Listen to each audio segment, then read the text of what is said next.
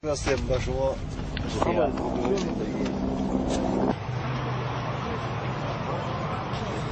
нам пора возвращаться в Харок, который по-своему готовился к расставанию и не верил, что оно случится. Ведь присутствие отряда здесь — это не только стабильность и защита, это и рабочие места, и искренняя человеческая дружба.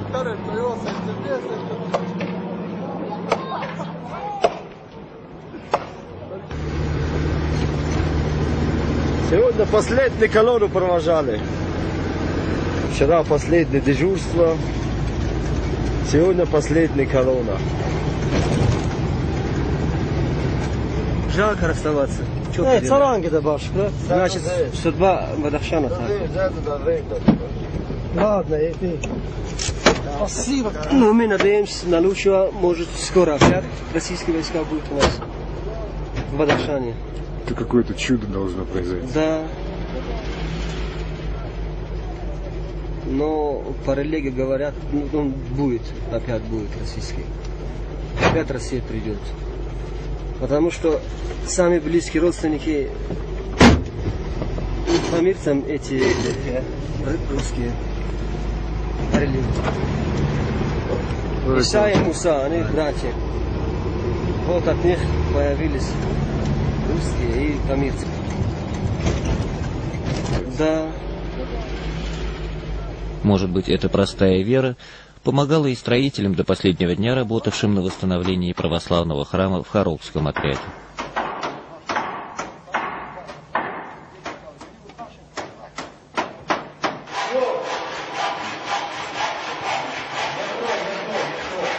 Он был заложен еще в 1905 году, когда каждый кирпич, каждую деревянную балку приходилось везти за многие десятки километров. Первые деньги на его строительство, немалую по тем временам сумму в 10 тысяч рублей, ассигновал полковник Елагин. А в декабре 1912 года, к 25-летию российского стояния на Памирах, храм открыл свои двери для прихожан. С тех пор его судьба была самой разной. Когда издали я смотрел, видел, там еще когда маленьким я был, там купол висел, большой с крестиком, вот по бокам тоже крестики были. Потом, когда вот времена Союза все разрушали, там все побили и так далее, стала на этот, после церкви, как говорится, как проезжка для солдатов. Потом после еще подразина другая была, потом его бросили, вообще ни потолок, ничего от него не было, все разломали его. Вот и настал день расставания. Сухим языком цифр. На Памирском участке передано почти 900 километров госграницы, 22 заставы, 3 пункта пропуска со всей инфраструктурой. Но есть и то, что вряд ли поддается учету. Здесь, за Бадахшанскими хребтами, остаются годы прожитых людских судеб, разочарования и надежды, нешуточные страсти и рабочие будни. Все, что составляет жизнь человеческую.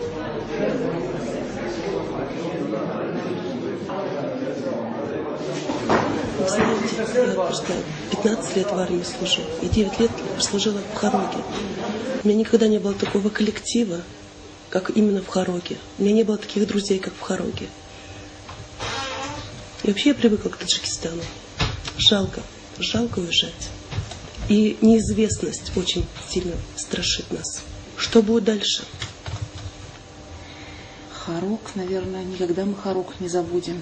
Это будет, наверное, может быть, для кого-то там Памир, Харок, что-то, там горы, там тяжело, воздух, что-то, ну, может быть, с плохим, с чем-то связано. Для нас будет, наверное, самое светлое, самое такое время, когда мы были все вместе. Нам было хорошо в Хароке.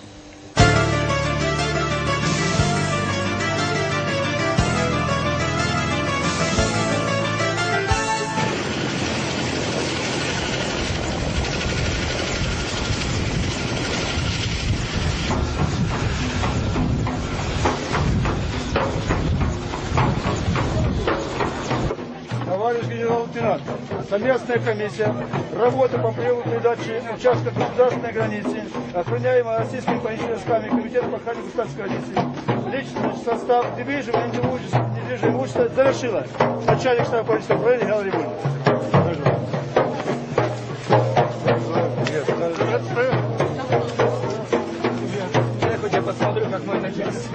В российских воинских уставах можно, пожалуй, найти ответ на любой вопрос, связанный со службой.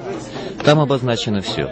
От размеров солдатского котелка до полномочий командующего армией в крупных военных действиях. Но там нет ответа на вопрос, как проводить церемонию снятия государственного флага, если сражение не проиграно. Да и не было никакого сражения, а уходить приходится. Или это очередная улыбка истории? Охране государственной границы Республики Таджикистан, как южный рубеж стран Содружества независимых государств, был требованием времени. Сегодня, когда обстановка в регионе изменилась к лучшему, настало время поручить дело по охране государственной границы пограничникам Таджикистана. Тем более, образованная в годы независимости таджикская пограничная служба прошла большую школу на зрелость. Спасибо. И в этом неоценимую все, помощь оказывали российские. Первый учитель был русский, первый инженер был на помир русский. И все, что мы сегодня имеем, все это дела рук русского великого народа. Вы были великий народ и останетесь для нас великим народом. Вы наши старшие братья были и останетесь. Мы никогда вас не забудем. И скажем вам добрый путь, наши товарищи, наши братья. Передаем охрану границы в руки таджикских пограничников. Я надеюсь, что эти руки будут достаточно сильными, достаточно надежными, чтобы надежно охранять рубежи своей Родины. Уважаемые ветераны, о том, что мы достойно будем нести дальше службу по охране государственной границы на этом важном государственном участке.